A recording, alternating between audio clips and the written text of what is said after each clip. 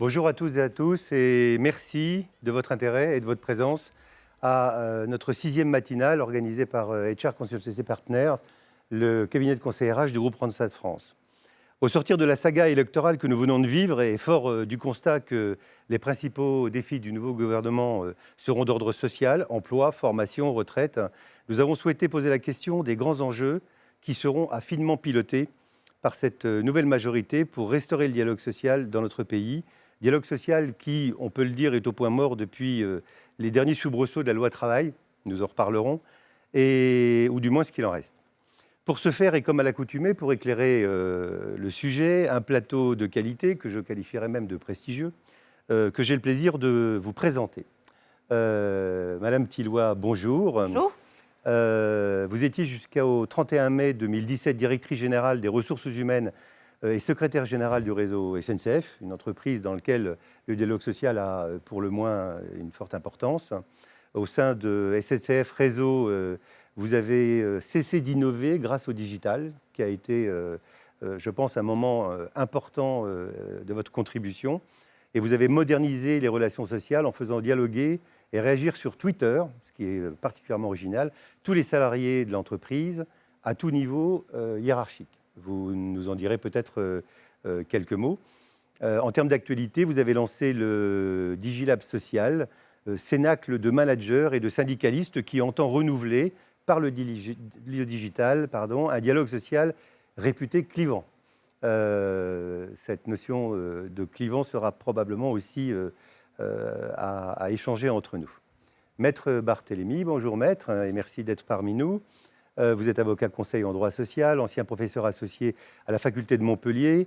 Vous êtes fondateur du cabinet Barthélémy en 1965, tout ça nous rajeunit. Vous êtes auteur de plusieurs ouvrages de doctrine, dont notamment Droit social, technique d'organisation de l'entreprise et réformer le droit du travail, que je vous présente ici, séquence pub, qui est d'ailleurs un excellent ouvrage que je vous conseille à tous et à toutes. Vous êtes également auteur de nombreux articles thématiques, en particulier visant à la promotion d'un droit social plus contractuel, moins réglementaire. Mais comme vous le dites, je ne conseille pas l'employeur, mais je conseille l'entreprise. Pascal Pavageau, bonjour. Vous êtes secrétaire confédéral de Force ouvrière depuis 2009 et futur secrétaire général aux horizons de 2018, d'après ce que nous savons. En 2003, vous êtes élu secrétaire général du syndicat national des ingénieurs des travaux publics de l'État. Donc, vous avez naturellement une expérience de cette institution jusqu'en 2007, date à laquelle vous avez rejoint la Fédération nationale EFO. En 2009, vous avez été élu secrétaire confédéral chargé des secteurs économie et secteur public, confié vous êtes vu confier les dossiers de la fiscalité des services publics et du développement durable et des positions industrielles. Autant dire que vous avez une vision assez transverse de l'ensemble de ces sujets. Précisons aussi que vous avez coécrit avec Jean-Claude Maillet un ouvrage, « Il faut sauver le service public » en 2014. Luc Béril, bonjour. Bonjour. Depuis 2011, vous êtes secrétaire général de l'UNSA, vous êtes ex-professeur des écoles, un très beau métier. Vous avez d'abord milité au sein de la section parisienne du syndicat national des instituteurs, puis du syndicat des enseignants. Population qui, naturellement, est régulièrement impactée par le dialogue social concernant la réforme de l'éducation nationale. Vous souhaitez conduire votre organisation à la représentativité nationale en 2017, ce que nous vous souhaitons tous, en développant des actions en prise directe avec les salariés et le syndicalisme, qui a trop longtemps été délaissé selon vos dires. Donc nous aurons l'occasion d'en parler.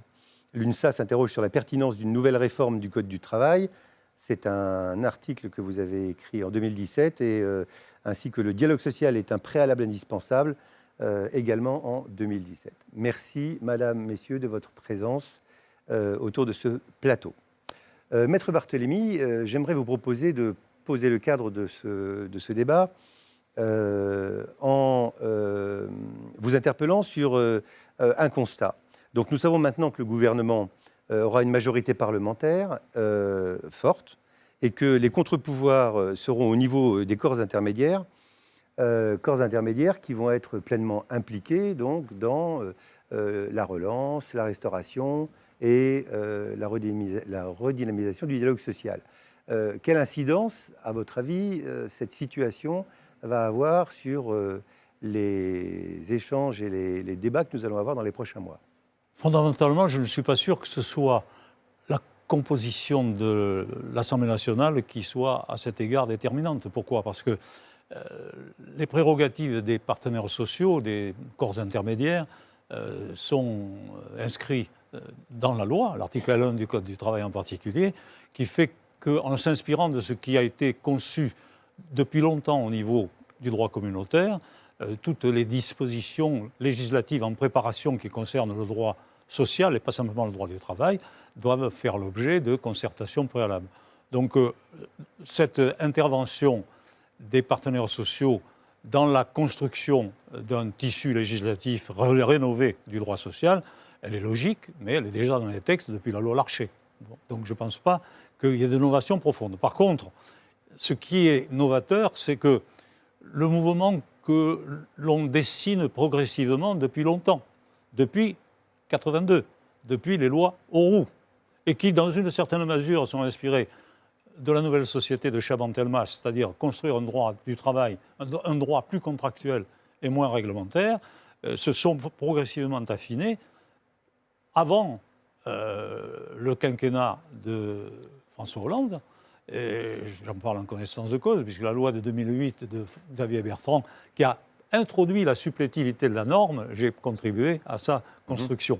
Donc, affirmer aujourd'hui qu'on casse le Code du travail parce qu'on rend supplétive la norme légale à l'égard de la norme conventionnelle est faux. On peut être contre, mais on ne peut pas l'affirmer. Ça n'est pas vrai.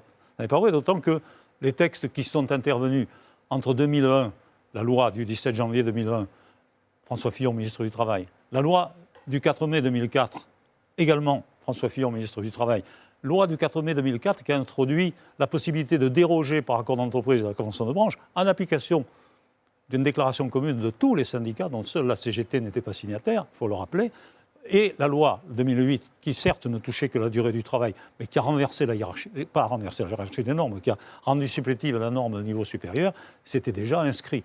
La seule question qui se pose, elle est de fond, c'est que si on met en œuvre un droit plus contractuel et moins réglementaire, il faut s'interroger sur la représentativité des organisations, tant d'ailleurs du côté employeur que du côté salarié.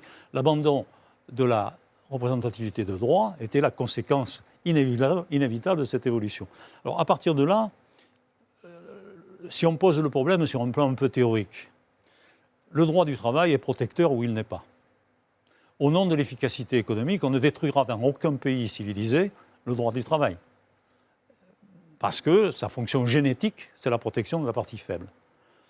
Et même au nom de l'emploi, on ne peut pas y aller. Pourquoi ? Parce que le droit du travail, ça n'est pas, tout au moins pas que, le droit de l'emploi. À partir de ce moment-là, on s'aperçoit que cette fonction protectrice étant inévitable, consubstantielle même de la fonction du droit du travail, il y a deux façons de la concrétiser. Ou bien on considère que les salariés, d'une manière générale, même organisés, sont en état de telle situation d'infériorité qu'on ne peut pas créer un contrat qui soit équilibré, auquel cas on confie tout au législateur, et c'est bien ce qui s'est fait en France depuis très longtemps. Donc, qui n'a pas forcément toujours bien marché. Alors, est-ce qu'un droit légal hypertrophié, qui s'occupe de choses qui ne sont pas forcément relatifs à des principes, est plus protecteur qu'un droit du travail faisant une place prépondérante au droit conventionnel? Voilà la bonne question. Moi, je pense que non, pour deux raisons. La première, c'est que l'adage « nul n'est censé ignorer la loi » devient complètement surréaliste. Il n'y a aucun universitaire le plus brillant qui peut dire qu'il domine plus de 50% du Code du travail. Aucun DRH non plus, je vous rassure. Comment, dans ces conditions, un patron de PME ou un représentant élu du personnel dans une PME peut-il prétendre dominer? D'autant qu'il n'est pas juriste et il n'a pas à l'être. Donc à partir de ce moment-là, il y a déjà un petit vice. Ce vice s'accroît du fait que ça nuit aussi à l'intelligibilité du droit. Le volume excessif. Or, l'intelligibilité est un principe constitutionnel. On ne doit pas construire de lois qui ne soient pas intelligibles. Donc, dès l'instant où on s'occupe de choses qui, par nature, sont plus de la compétence du contrat que du législateur, on introduit des failles, des cancers potentiels. Voilà pourquoi un droit plus contractuel, à mon avis, est de nature davantage qu'un droit légal à assurer la fonction protectrice génétique du droit du travail, mais qui, en plus, parce que cela permet d'adapter les normes au contexte particulier, concilie davantage l'économique et le social. Mais si on dit ça, jusqu'où on va et comment? Voilà.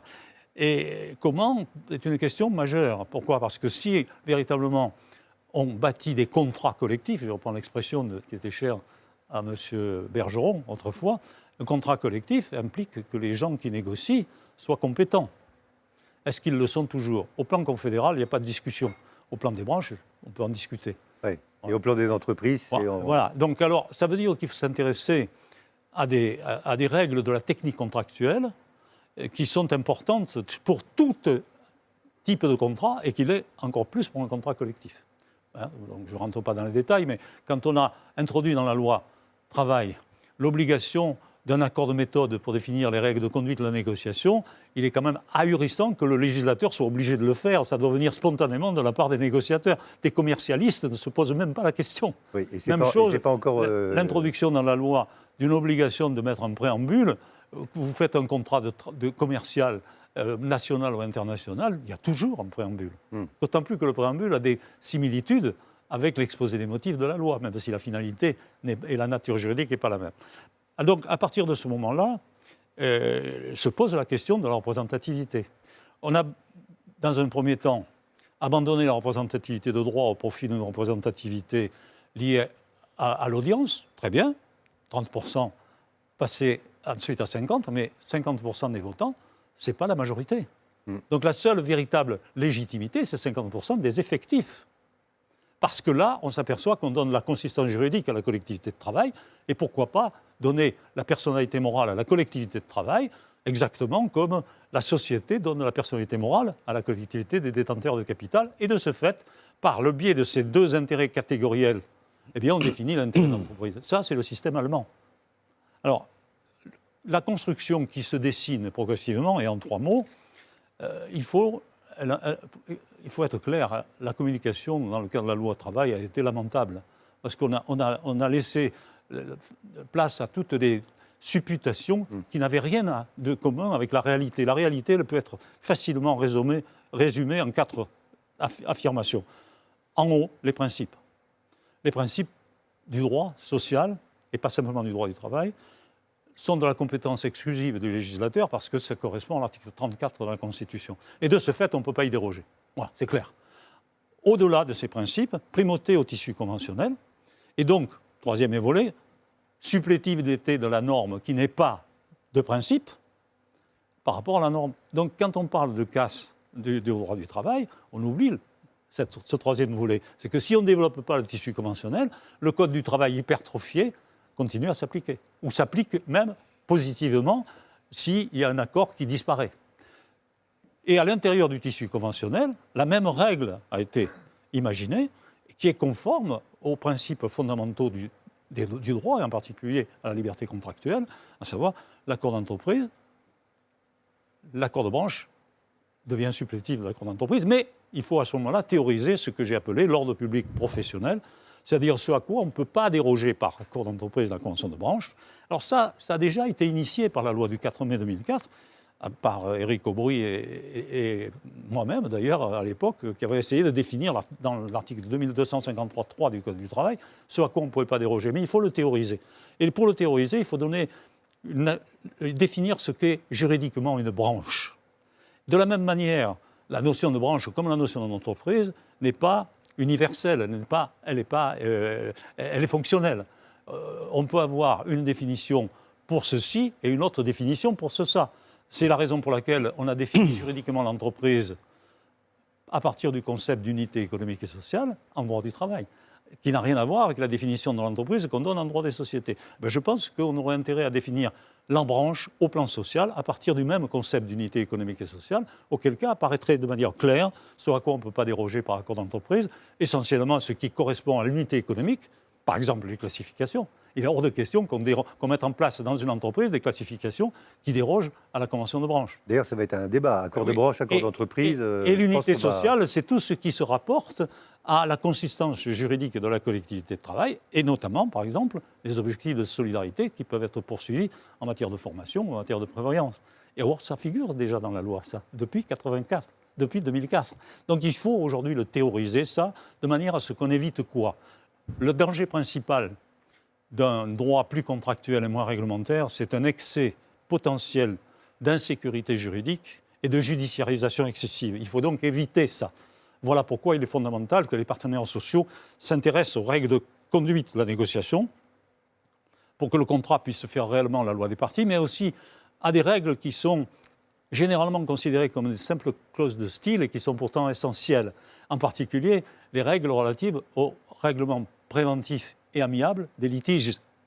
La loi du 11 février 50 sur les conventions collectives avait établi un arsenal très abondant là-dessus qu'on a progressivement abandonné. Celui qui les avait bâtis, le professeur Pierre-Henri Tetgen, était un très grand universitaire, c'est lui l'auteur de la loi sur les conventions collectives.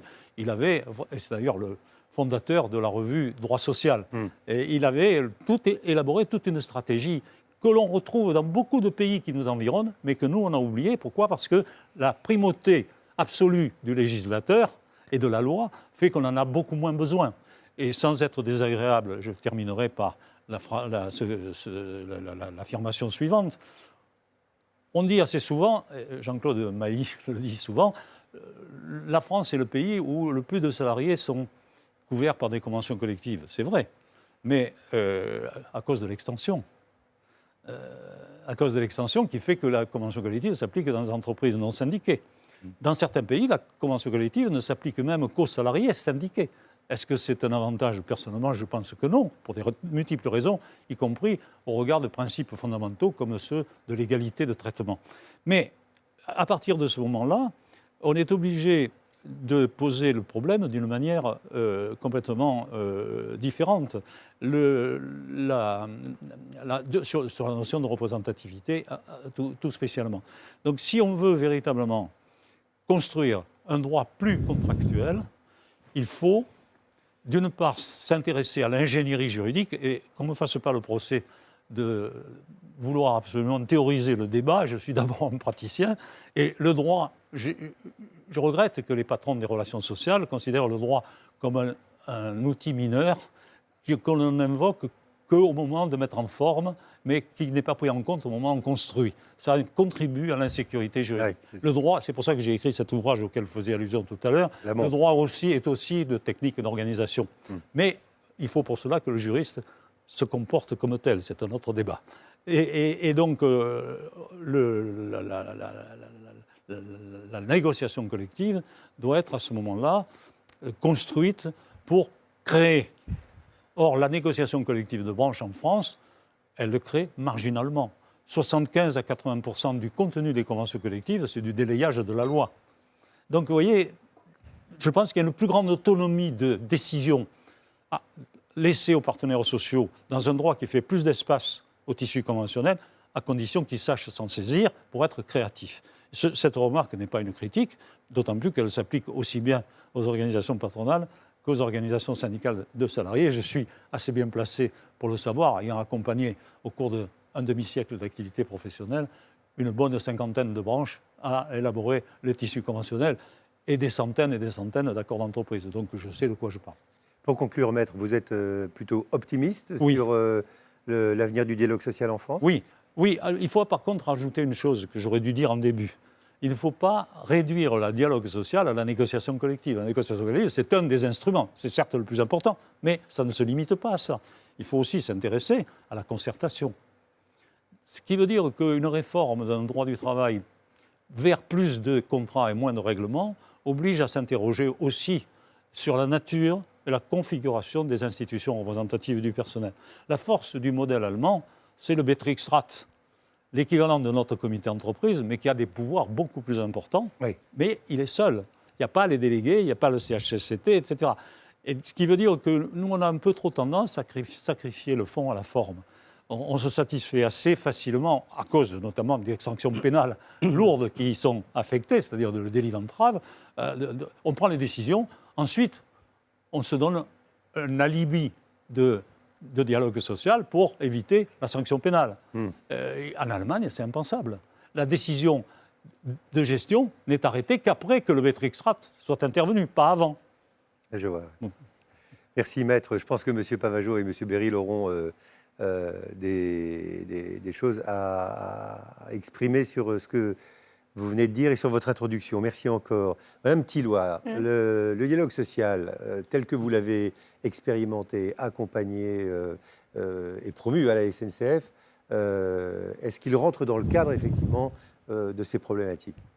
Quand j'entendais Maître Barthélémy tout à l'heure, je me rappelais d'un certain nombre de CE où j'avais l'impression que tout le monde aurait pu sortir de la salle et le dialogue aurait pu se poursuivre, les chaises se parlant entre elles, parce que finalement, la forme l'a tellement emporté sur le fond qu'on a totalement dévitalisé finalement ce qui est l'enjeu de ces négociations et de ces échanges, qui est en fait la façon dont les salariés vivent les transformations de l'entreprise. Et moi, ce que j'appelle de mes voeux, c'est qu'à l'occasion de cette modernisation qui est en cours, en fait, on ait la possibilité de revitaliser le dialogue social au sein de l'entreprise, ce qui suppose en fait de l'avoir tout près des usages. C'est-à-dire qu'en fait, aujourd'hui, la difficulté, c'est qu'il a été confisqué par des professionnels, que nous sommes d'ailleurs, c'est-à-dire qu'on a quelquefois en face les RH, entre guillemets, qui occupent les syndicats pendant que les managers font leurs affaires directement.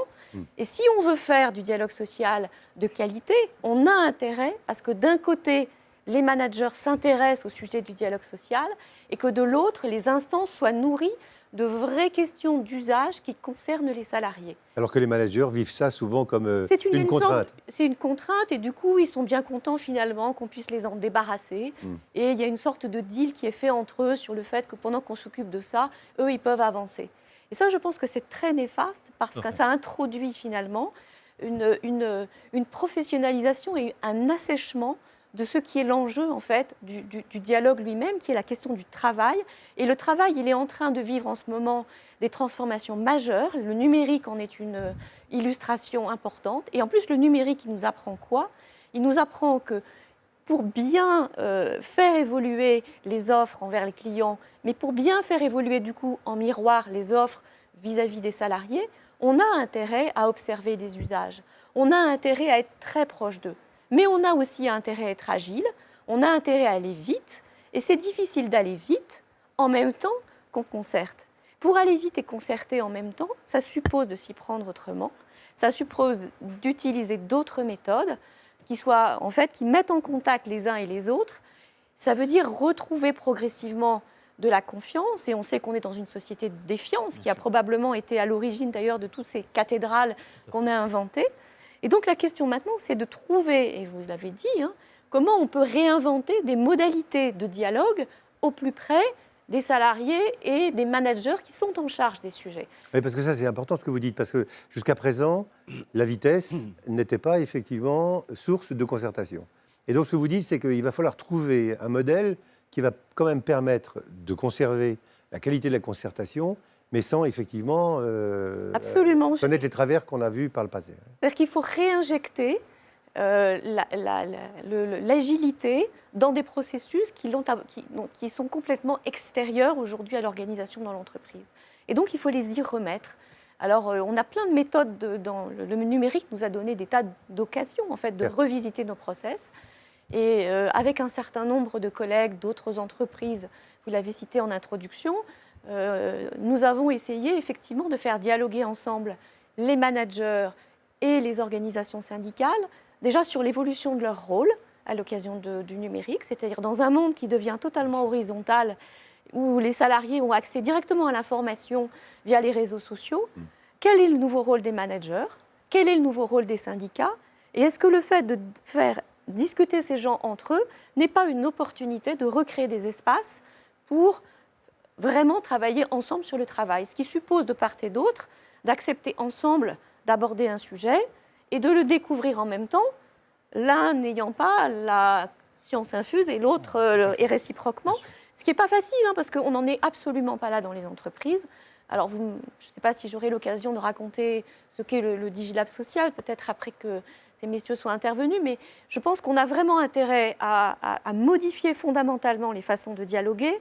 Sinon, le risque, c'est qu'on fasse pire que mieux, c'est-à-dire qu'en fait, en descendant le dialogue social dans l'entreprise, on reste avec des trucs sclérosés dans un coin, et qu'en réalité, les salariés sont un peu les dindons de la farce. Tout à fait.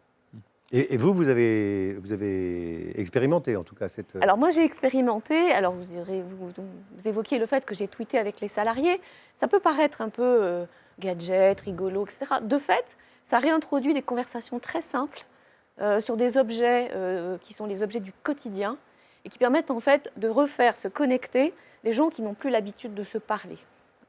Mais surtout, les quelques expériences que j'ai, c'est qu'on est quelquefois confronté en tant que DRH à des micro-sujets de conditions de travail indécidables.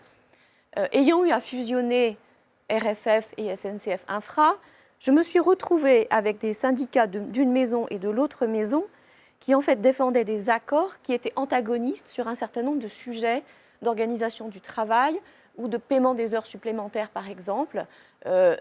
C'était indécidable. Et donc, ce que nous avons décidé de faire, nous avons constitué un petit comité paritaire qui était constitué pour moitié de managers, pour moitié de syndicats. Et on s'est donné l'objectif qu'en 1h30, on décide les choses indécidables en attendant que les accords arrivent.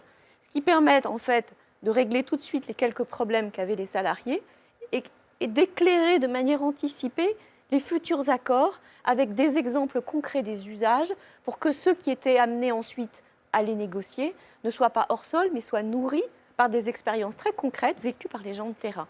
On peut en inventer plein des sujets comme ça.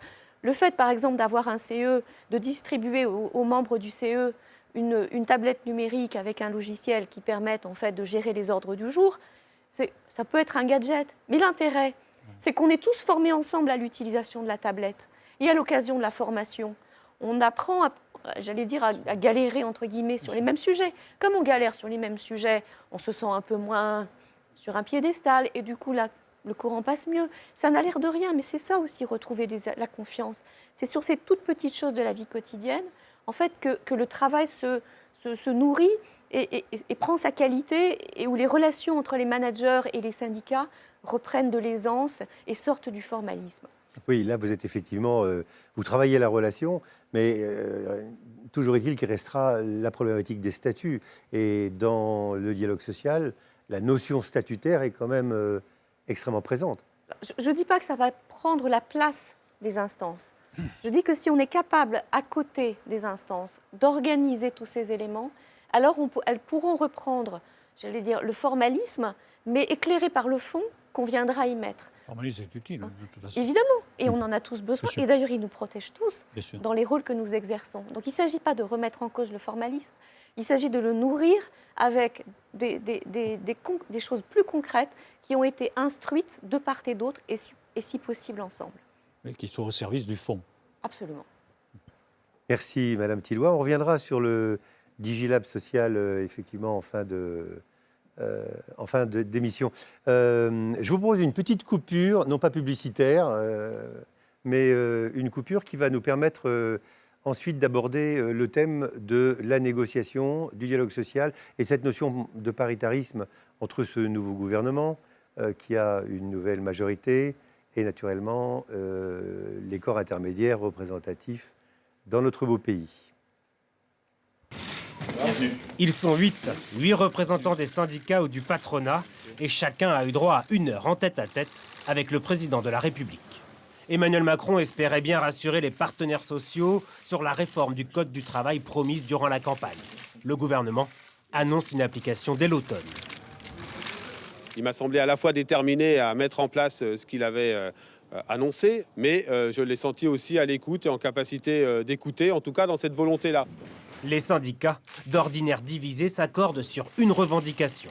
Pas de passage en force. Hors de question pour eux que ces réformes sociales soient votées en catimini durant l'été.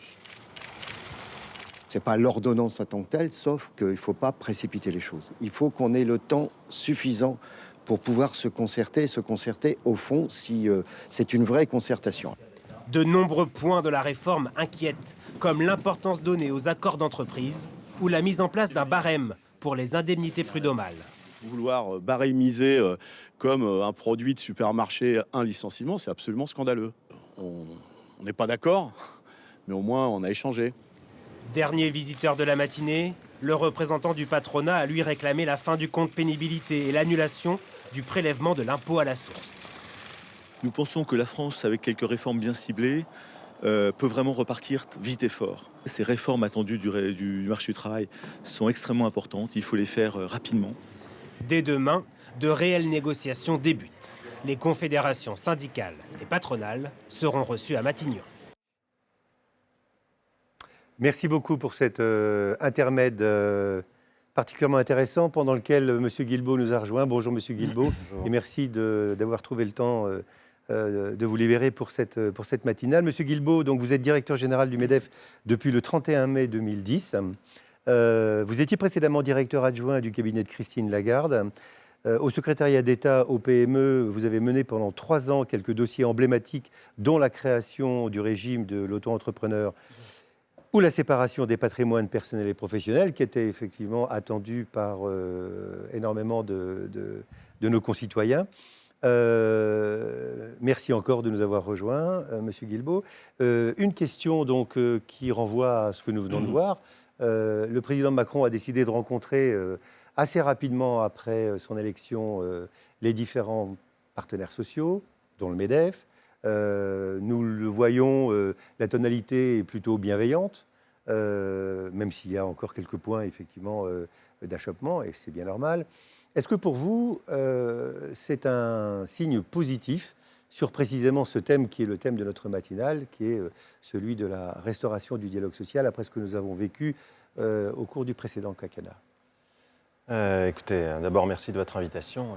J'ai pu écouter les 2 précédents intervenants et vous me posez une question qui est d'emblée dans le champ quasiment politique. Évidemment que nous sommes amenés en tant que partenaires sociaux au niveau national à interagir avec ces pouvoirs publics et au premier fait avec les acteurs politiques. Mais nous partions de l'entreprise et de sa réalité économique. Vous rappeliez aussi, voilà, la réalité de l'entreprise, elle est multiple et ça a déjà été dit. 95% des employeurs ont moins de 50 salariés en France.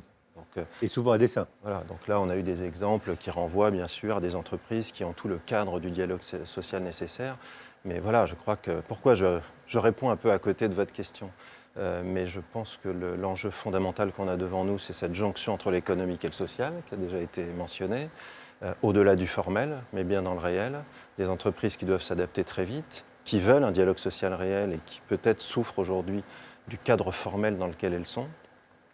Et au fond, au plan national, on a aussi besoin de décoincer un peu tout ça. Peut-être que le mouvement donné par le nouveau président va dans ce sens-là.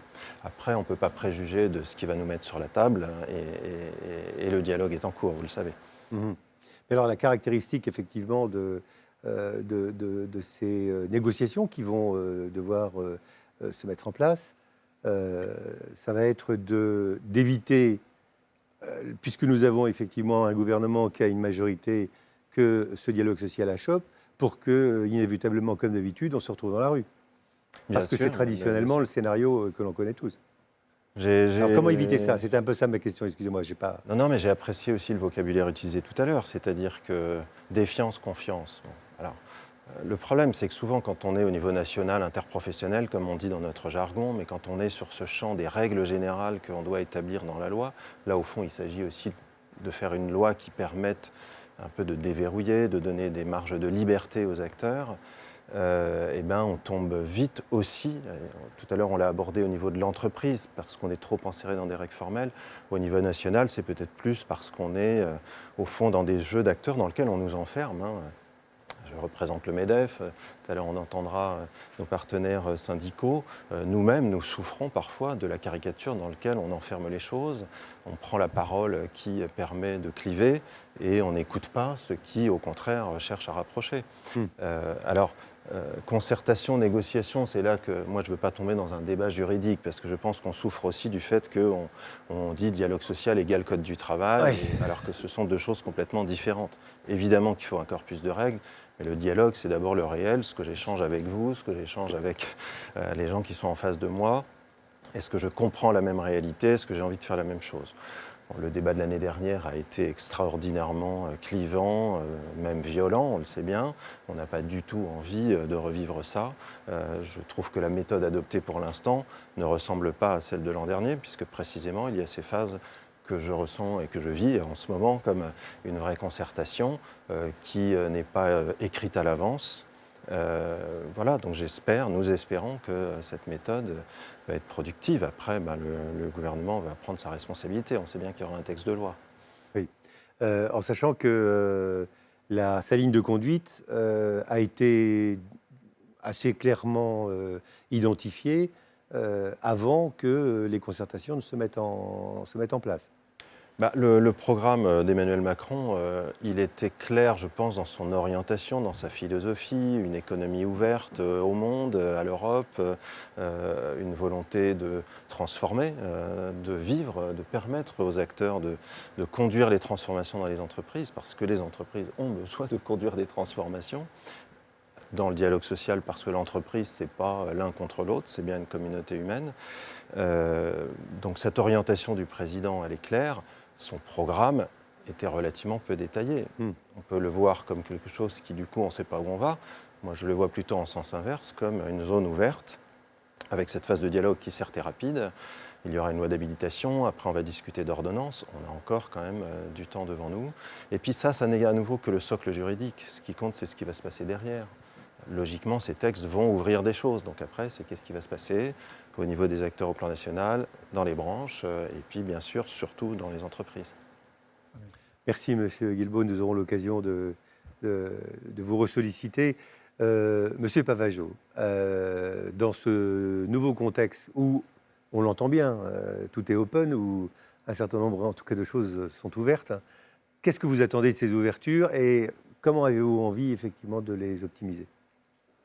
La première chose, c'est que la concertation qui s'ouvre actuellement ou qui a été ouverte par le nouveau président de la République et désormais le gouvernement, on va dire, stabilisé depuis cette semaine, se fasse de façon loyale.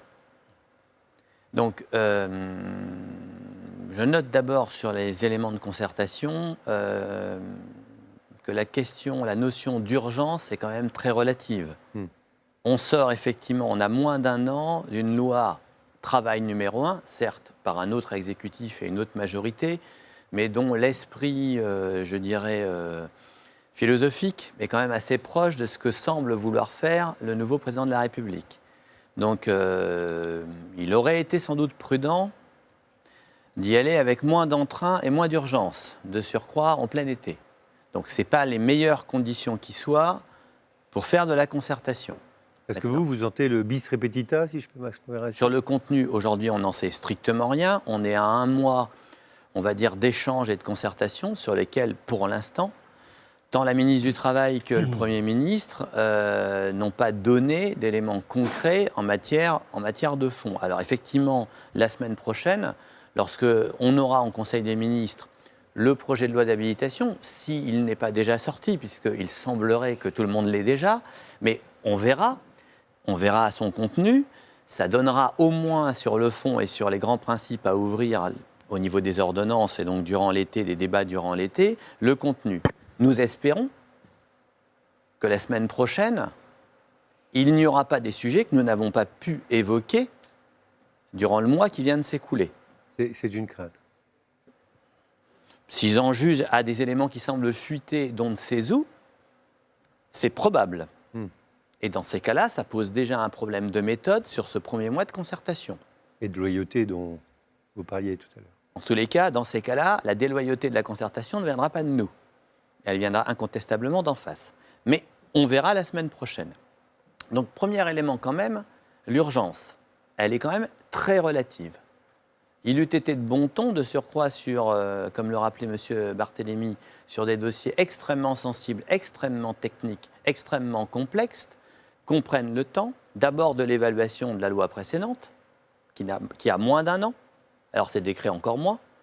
Deuxièmement, peut-être, par exemple, qu'on prenne le temps en parallèle d'une concertation suffisamment longue, tant parlementaire qu'avec les interlocuteurs sociaux, peut-être qu'on regarde avec un comité d'experts sur la réforme du Code du travail, puisque c'était prévu, mais il semble que cela est oublié, alors qu'encore une fois, le sujet est extrêmement sensible et extrêmement ténu en matière sur le fond.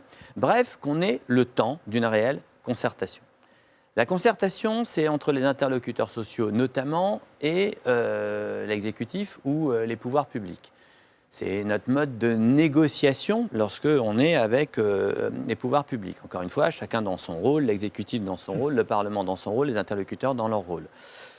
Il y a une question de méthode, et cette méthode, c'est la question de la loyauté. Donc, nous, on est prêts à discuter de tout, à porter nos revendications, à porter nos positions, mais on entend qu'en face, on dévoile clairement ce que l'on veut faire. Si c'est pour amuser la galerie, avoir des discussions au niveau café du commerce, certes un peu plus approfondies, et au final sortir néanmoins un texte avec des notions sur lesquelles on n'a jamais discuté, ça posera un vrai problème de méthode et un vrai problème de fond, ce qui aura des effets boomerang sur la suite du quinquennat.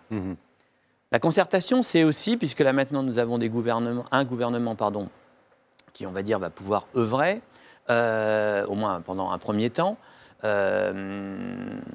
ça fait quand même belle lurette que nous avons des ministres qui ne siègent pas dans leur comité technique paritaire, enfin ex-paritaire ministériel. Il serait aussi très intéressant que les ministres et l'actuel gouvernement réinvestissent le dialogue social à l'échelle de leurs différents ministères, pas uniquement sur l'aspect des sujets qui intéressent les fonctionnaires et les agents publics de leur ministère, mais parce qu'on sait bien que dans un certain nombre d'instances, on traite de sujets qui dépassent le simple périmètre ministériel et qui sont clairement interprofessionnels ou qui interagissent sur beaucoup d'autres choses. Je trouve qu'on a de plus en plus, et là, ce n'est pas une critique au gouvernement qui vient d'arriver, mais on va dire depuis une dizaine d'années, on a clairement un abandon des ministres, des représentants du gouvernement dans les instances de concertation et de dialogue social ministérielles. Comment vous expliquez ça?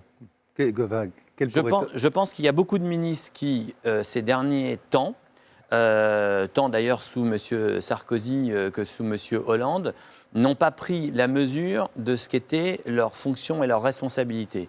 Quand vous êtes à la tête d'un ministre, ce n'est pas que de la politique. Vous avez d'abord X milliers ou X centaines de milliers parfois d'agents publics, et donc c'est véritablement d'abord un périmètre ministériel extrêmement fort. Ensuite, vous avez des textes qui ont des impacts extrêmement forts, pas uniquement, encore une fois, sur les agents de votre ministère, mais qui touchent la vie de l'ensemble des usagers, la vie de l'ensemble des salariés, la vie de l'ensemble de nos citoyens. Donc ça mérite le temps de la concertation et effectivement, potentiellement, d'aller prendre les tomates et de discuter en face avec les représentants du personnel et de votre ministère. Il y en a de moins en moins qui assument cette responsabilité et il y en a de moins en moins peut-être qui savent en fait ce que leur rôle revêt en réalité en tant que ministre. Donc sur la concertation, on va voir comment ça va se dérouler. En tous les cas, nous, pour ce qui est de Force ouvrière, on s'inscrit dans une logique de loyauté sur la concertation, c'est-à-dire qu'on y va avec nos positions, avec nos revendications, avec nos lignes rouges, et on y va aussi pour entendre les positions que le gouvernement sorte du bois sur ce qu'il veut réellement faire, qu'on ne se retrouve pas fin septembre, enfin plutôt début septembre, avec un texte évoquant, avec des ordonnances évoquant des sujets qu'on n'aura pas eu le temps de traiter et de discuter. Maintenant, le dialogue social. Moi, je voudrais rappeler qu'on a un rôle, nous, interlocuteurs sociaux, indépendamment du gouvernement, indépendamment du Parlement, indépendamment de la majorité politique qui est en place, de faire vivre aussi le dialogue social sur le plan interprofessionnel. Je veux dire, on n'a pas à attendre de la part d'un gouvernement, quel qu'il soit, ou d'un Parlement, de fixer nous-mêmes l'agenda, le calendrier et les sujets qu'on veut mettre à la négociation interprofessionnelle. Nous sommes libres de ce point de vue-là, en tant qu'organisation syndicale représentative et en tant qu'organisation patronale représentative, de dialoguer et d'échanger. Je regrette, par exemple, on sort d'une concertation sur le télétravail qui intéresse aujourd'hui de plus en plus de salariés qui le demandent, et d'entreprises qui le demandent aussi. On sort d'une concertation de 4 mois entre les 8 organisations syndicales et patronales représentatives qui aboutit à un texte qui est, on va dire, validé, qui est signé par les 8. Ça n'arrive pas souvent. Qu'est-ce qu'on dit dans ce texte? Il y a un certain nombre de constats où la loi de 2012 est insuffisante, eu égard aux évolutions technologiques, etc. etc. Donc, qu'est-ce qu'on demande? On demande à ce que cette concertation et ce constat partagé, pour le coup, entraîne immédiatement derrière une négociation qui nous permette, nous, interlocuteurs sociaux, je ne peux pas savoir le résultat d'une négociation avant qu'on l'ait ouverte, mais qui nous permette, le cas échéant, de proposer des solutions par un accord national interprofessionnel, si nous y arrivons, aux problèmes et aux questions que nous avons tous ensemble identifiés sur le télétravail, qui, encore une fois, est un vrai sujet qui intéresse de plus en plus de milliers de personnes. Je regrette que, notamment le patronat, se soit refusé à transformer la concertation en une véritable négociation. Résultat, on va se retrouver avec des mesures sur le télétravail qui vont être prises de façon unilatérale par le gouvernement pendant l'été, validées par ordonnance, et sur lesquelles nous pouvions avoir la main pour aboutir potentiellement à un accord national interprofessionnel qui engage les 8 organisations et donc qui soit réellement légitime et porteur de sens de la réalité du terrain. Si c'est pour se retrouver le 21 septembre avec une ordonnance sur le télétravail qui est aussi inepte dans son application que ce qui s'est passé sur la loi travail sur le droit à la déconnexion, eh bien, clairement, nous aurons, interlocuteurs sociaux, perdu quelque chose alors qu'on avait la main et qu'on pouvait la garder et faire en sorte demain que la loi valide un accord national interpro que nous aurions trouvé en matière de solutions concrètes sur le télétravail.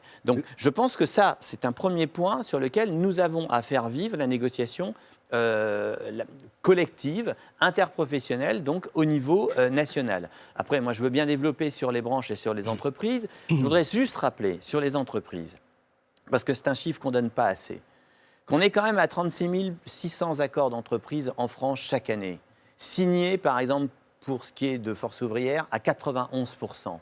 Donc, en matière de vitalité, de négociation collective à l'échelle de l'entreprise, on est là aussi sur des résultats qui sont vraiment exemplaires et presque quasi exceptionnels et que énormément de pays, y compris en Europe, et d'organisations syndicales, nous envient. C'est lié à quoi? Je termine là-dessus. C'est lié à quoi? C'est lié au mode de fonctionnement qui répond dans une république à de l'égalité de droit. Lorsque nous négocions dans l'entreprise, et nous sommes demandeurs de la négociation d'entreprise, et c'est pour ça que nous aboutissons à 91% des 36 600 accords qui sont signés chaque année. Mais qu'est-ce qui nous permet de négocier d'égal à égal avec notre employeur, avec celui qui tient notre contrat de travail, bref, celui qui a la subordination face à nous, négociateurs, dans l'entreprise, mais aussi salariés de cette entreprise? Eh bien, d'abord, c'est la loi.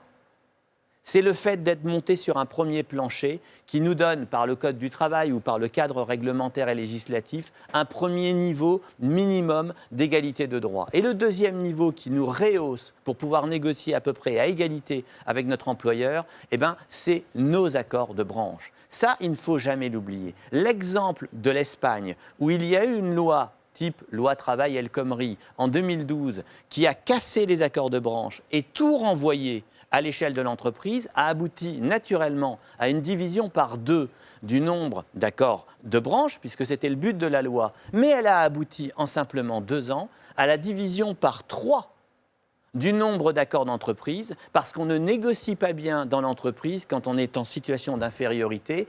Et pour nous hausser à un bon niveau de négociation dans l'entreprise, il nous faut le marchepied de la loi et il nous faut le marchepied du niveau de la branche qui nous permettent, encore une fois, de négocier à peu près d'égal à égal avec l'employeur. Tout à fait, mais parallèlement à ce que vous dites, Monsieur Pavageau, on a vu l'économie espagnole se redresser d'une manière conséquente. Alors, est-ce qu'il y a une relation de cause à effet? Franchement, loin de moi cette certitude. La relation n'a absolument rien à voir. Par contre, les conséquences, c'est qu'on est passé, alors je ne suis plus totalement sûr de mes chiffres, mais on est passé d'une division par 2 du nombre. Parce que les conséquences, c'est à la fois quand vous affaiblissez la branche, vous affaiblissez la négociation dans l'entreprise. Ça, c'est le premier peux le constat. comprendre. Et quand vous affaiblissez la négociation, et dans la branche, et dans l'entreprise, vous passez d'une couverture collective, conventionnelle, pour les salariés, qui chute dramatiquement, comme ça s'est passé en Espagne, avec là aussi une division par 2. Et moi, je suis extrêmement fier, pour notre pays, pas pour mon organisation syndicale seulement, je suis extrêmement fier que nous ayons ce record du monde. J'aurais bien aimé entendre des candidats à la présidentielle rappeler qu'effectivement, nous sommes le seul pays au monde où 93% des travailleurs de ce pays sont couverts par une convention collective ou par un statut. Cette fierté-là, ce n'est pas le fruit uniquement d'une organisation syndicale, c'est le fruit globalement d'un modèle social basé sur la République et l'égalité de droit. Et l'égalité de droit, c'est effectivement permettre par la loi et par le cadre national de la branche et son extension, d'avoir une vitalité de la négociation dans l'entreprise qui permette de monter tout le monde le plus collectivement possible. Parce que quand on ne fait pas ça, ça s'appelle la jungle, ça s'appelle l'individualisation, ça s'appelle l'ubérisation. Et on vient de créer le syndicat FO-CAPA-VTC, c'est-à-dire des chauffeurs Uber. Je peux vous garantir que ce modèle économique et social où vous n'avez pas de contrat de travail, vous n'avez pas de couverture sociale, vous travaillez grosso modo 70 heures par semaine pour récupérer pour vous 900 € par mois, on le souhaite à personne et certainement pas aux salariés de ce pays. Monsieur Guilbault, vous vouliez intervenir, mais je voulais juste vous interpeller sur la notion de rapidité dont parlait Monsieur Pavageau. En fait, quand on a écouté Monsieur Gattaz, il semblerait que pour lui, effectivement, la rapidité était un facteur important. C'est précisément sur ce point que je voulais tout à l'heure réagir, pas pour être dans le renvoi de balle, mais la notion d'urgence, en fait. Parce qu'on ne fait pas un texte pour faire une loi. On regarde la réalité. Alors après, on peut ne pas être tout à fait d'accord, mais qu'est-ce qu'attendent les chefs d'entreprise? C'est vrai qu'ils attendent quelque chose sur le champ du droit du travail, pas pour, j'allais dire, dans un esprit théorique, juridique. Je ne suis même pas sûr que ce soit les DRH en tant que tels qui le demandent. Les DRH, ils sont le reflet de ce que demande la communauté de l'entreprise et le chef d'entreprise sur cette agilité dont elles ont besoin. Et l'urgence, nous, on la voit sur un plan économique. On ne va pas dire que notre économie est florissante. Bien sûr, ça va un peu mieux, donc on peut se dire ça ira mieux, mais sauf que pour ça, il faut agir. Il y a des raisons pour lesquelles ça va un peu mieux, qui viennent de l'extérieur, il y en a qui viennent de l'intérieur. On a un contexte international et européen qui nous aide quand même pas beaucoup, donc ça veut dire que les ressorts, il faut les trouver chez nous. Et on sait que nos ressorts de production, d'investissement et donc d'emploi, ils sont largement à trouver chez nous. C'est des questions de compétitivité et d'adaptabilité. Donc je pense que le diagnostic de la plupart des candidats de gouvernement, je vais dire, de cette dernière campagne, c'était quand même de dire il y a un sujet urgent. Vous interrogez n'importe quel chef d'entreprise, y compris international, qui a envie d'investir en France, il y a un sujet sur la rigidité du droit du travail, ce n'est pas les droits des salariés en tant que tels, c'est cette capacité de faire bouger dans un dialogue social proche du terrain.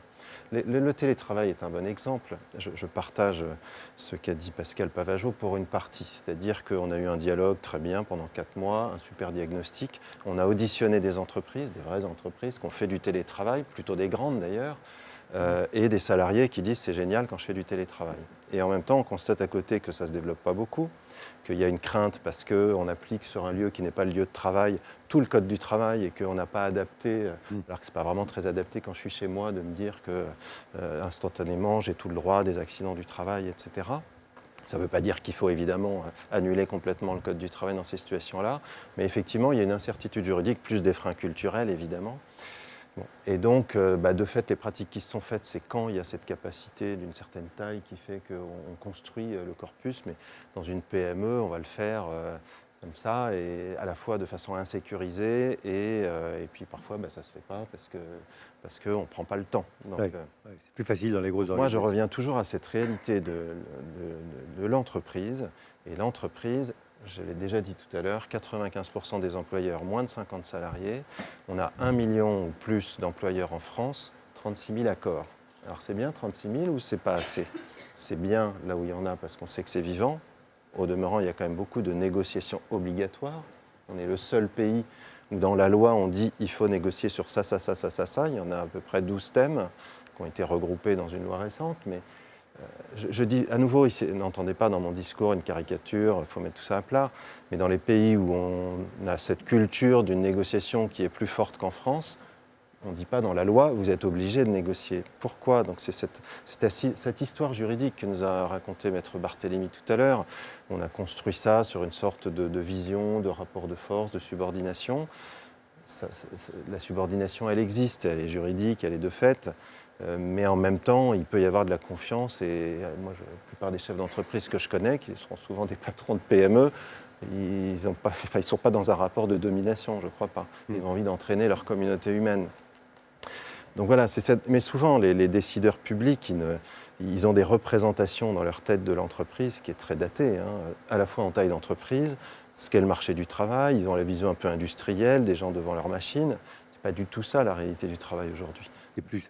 Les services, le besoin du consommateur, le fait que j'attends d'être livré le dimanche, etc. Donc, est-ce qu'on accepte ça ou pas? Bien sûr, mais la société évolue et il ne faut pas le caricaturer non plus dans l'autre sens, mais il faut s'adapter. Voilà, donc revenir toujours à la réalité de la communauté humaine et sans se dire qu'il s'agit de mettre à bas le code du travail au prétexte que ce serait des PME. Mais aujourd'hui, les PME, elles embauchent quand même pas beaucoup et il y a sans doute des raisons à ça, c'est qu'elles ont peur. Elles ont peur au plan économique, donc ça, il faut travailler là-dessus aussi, évidemment, mais elles ont peur au plan juridique. Donc il faut lever certains freins. Maître Barthélémy, avant de passer la parole à M. Beryl. Je vais faire deux seules remarques purement techniques. Je suis tout à fait d'accord avec le rôle éminent de la convention de branche. Mais il me semble que la convention de branche, dans un contexte qui vise à développer davantage l'autonomie de l'accord d'entreprise, devrait s'intéresser aussi à l'organisation de la négociation dans l'entreprise. Les règles de conduite de la négociation dans l'entreprise gagneraient à être définies par la convention de branche, ce qui permettrait de déterminer aussi l'autonomie. Et pour les PME auxquelles faisait allusion à juste raison monsieur tout à l'heure, c'est un élément important. Le patron de PME, face à tout ça, c'est la poule qui a trouvé un couteau, quoi. Il ne sait pas très bien comment s'en sortir. Donc, si la branche, à condition qu'elle soit vraiment organisée, est capable d'apporter des modèles, d'ailleurs, dans l'histoire, on l'a fait, ça. Souvenez-vous, les accords clés en main sur les 35 heures, etc. Donc, là, il y a le problème. Deuxième élément, il y a revenu à 2 reprises ou 3 reprises, il a raison, c'est la loyauté. Quand même, vous avez eu en 2016 2 textes importants.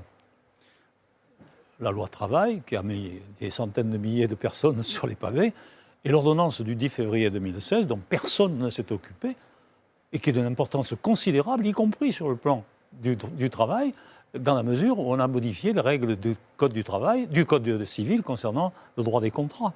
Or, il y a une disposition dans cette ordonnance du 10 février qui aura une importance considérable sur la négociation, c'est que la loyauté est élevée au rang de principe fondamental du droit. Et deuxièmement, la loyauté s'exprime non seulement dans l'exécution, mais également dans la négociation du contrat. Ceci ne valant pas que pour le droit du travail, mais notamment pour le droit. Je ne suis pas sûr qu'on ait pris conscience de l'importance de cela. Et pas que le droit commercial, c'est ça? Oui, bien sûr, bien sûr. D'accord. Donc, vous voyez, c'est pour ça que, dans cette perspective, il y a un élément qu'on n'a pas abordé, mais qui est important, c'est le regroupement des branches, quand même, aussi. Oui. Parce que le morcellement des branches nuit à l'efficacité du droit du travail.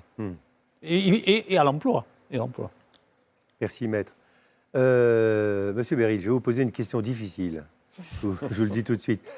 Qu'est-ce qu'il va falloir faire pour éviter qu'à la rentrée prochaine, on ait des mouvements sociaux qui reproduisent ce qu'on a connu après la loi travail? Comment il va falloir effectivement repenser, reconfigurer le dialogue social entre les différentes parties?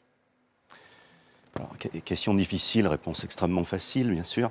Donc, non, je pense que ça fait un moment qu'on tourne autour de ces questions-là dans notre pays, parce qu'on parlait de la conjoncture politique, mais enfin, on vit quand même une profonde crise démocratique, de la démocratie politique, de la démocratie sociale aussi. Enfin, c'est de ça dont on est en train de parler.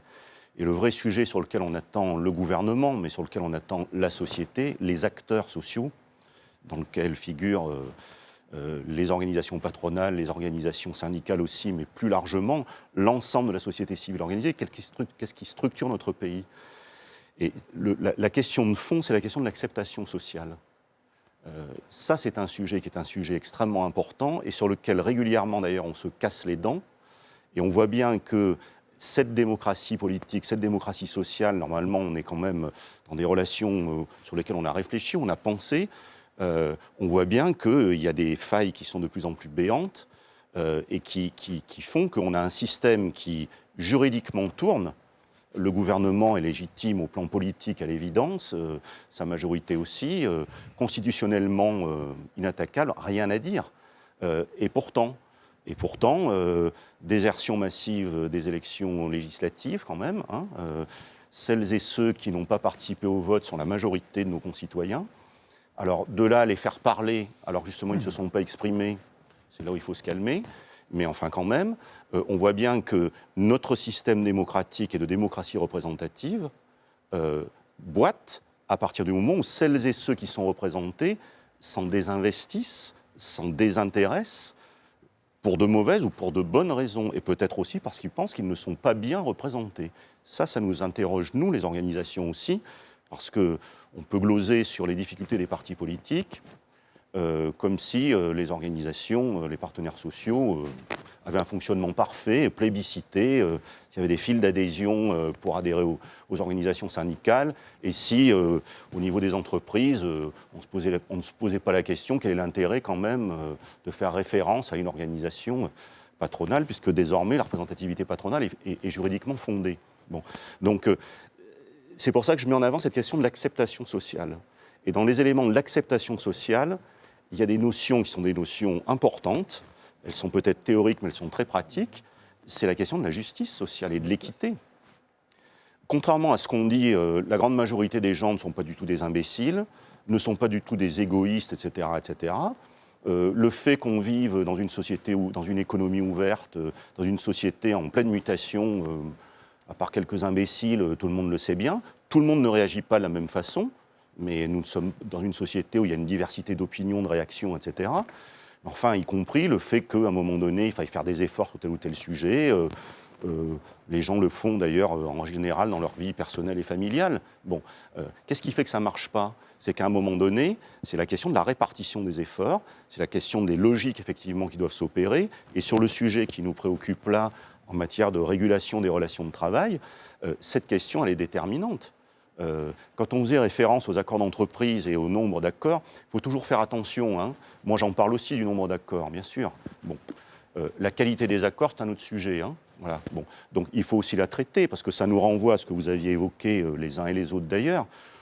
Bon, on est dans un pays où on a une culture démocratique générale. Et dans notre conception générale, elle irrigue tout. Hein. Donc, il n'y a pas de raison que le droit du travail y échappe. Elle irrigue tout. On a quand même un intérêt pour le formalisme, pour l'académisme, qui est assez exceptionnel. C'est notre histoire, hein, c'est donc culturel, on va pas se refaire. C'est culturel. Ouais. Bon, donc forcément, on a des traces de ça partout. On a des traces de ça dans le Code du travail, mais on en a dans tous les codes possibles et imaginables. Enfin, le fameux Code du travail, jugé pour son épaisseur et son poids, n'a pas grand-chose à envier. Enfin, prenez le Code général des impôts. Absolument. Il est d'une simplicité excessive, bien sûr, et tout contribuable, tout chef d'entreprise se retrouve là-dedans comme un poisson dans l'eau. Bon. Donc, on se raconte des histoires. La réalité de l'utilisation sociale et donc de l'acceptation sociale est tout autre. Et l'enjeu démocratique, il est là. Et il faut se le poser et se poser, nous, pour nous en tout cas, nos responsabilités dans ce cadre-là.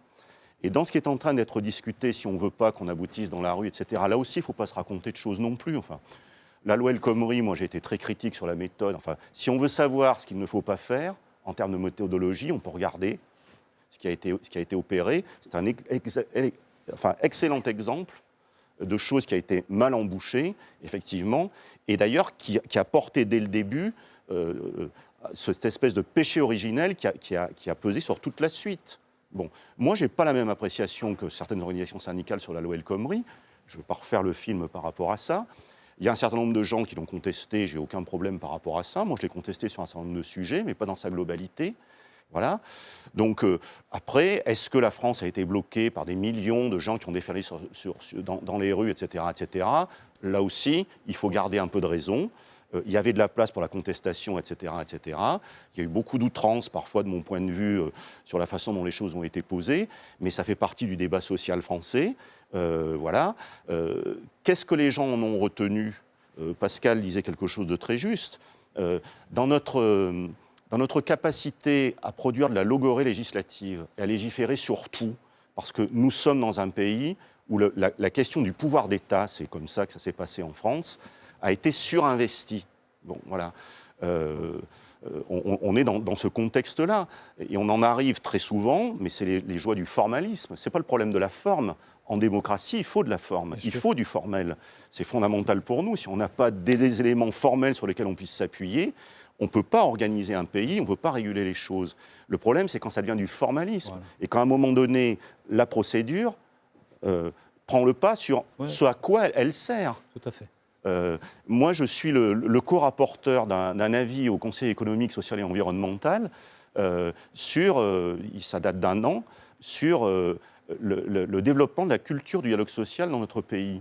Bon, on a fait une proposition qui était assez simple, sur l'idée toute simple que les négociateurs, alors surtout au niveau de la branche ou de l'interpro, s'exposent à un exercice obligatoire qui est le fait qu'une fois qu'on a trouvé l'accord, et que quand on en a trouvé un avec une certaine satisfaction, parce qu'il y en a qui sont longs et difficiles à trouver, qu'on en a trouvé surtout l'expression juridique, parce qu'un accord a une valeur juridique, donc contraignante, il faut quand même faire attention à ce qu'on écrit, ce qui permet de développer aussi l'emploi dans les métiers du juridique d'ailleurs, ce qui est un intérêt pour le pays aussi. Bon, très bien. On est satisfait, et si on rendait obligatoire, si j'ose dire, le mode d'emploi. Oui, tout à fait. Mais le mode d'emploi vis-à-vis de celles et ceux qu'on représente.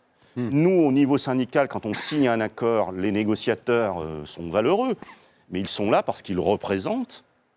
C'est la même chose sur les entreprises. Et même si on peut être nous-mêmes satisfaits, on l'est heureusement, d'avoir trouvé un accord et on est convaincu que cet accord va apporter quelque chose, j'espère qu'on l'est tous, en général on l'est, bon voilà, mais le problème n'est pas qu'on soit convaincu. Le problème, c'est que celles et ceux qu'on représente disposent de quelque chose dont ils peuvent s'emparer. C'est un outil. Et ça nous rejoint à la question de l'acceptation sociale, de la dynamique économique et sociale.